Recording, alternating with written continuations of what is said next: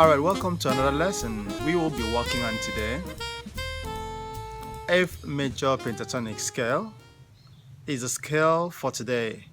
So first we will see how we can realize a pentatonic scale from the 7-note irregular major scale.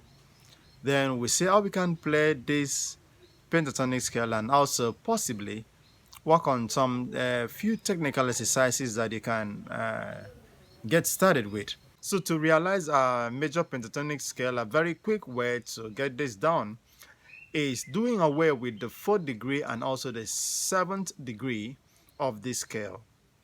So if we are doing that, we end up having F, G, we have A, then we have C, we have D, we have F as a repetition. So we do away with what? With the B flat and also the E. So we end up having this.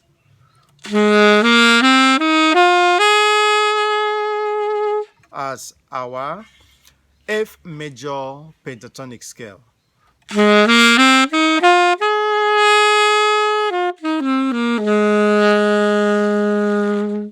So you may also want to stick around this scale by playing some technical exercises that will make us to have a feel of the scale. Then, as such, we'll be able to do some application in any stuff you're working on or in any genre we are into. So let's try some exercises.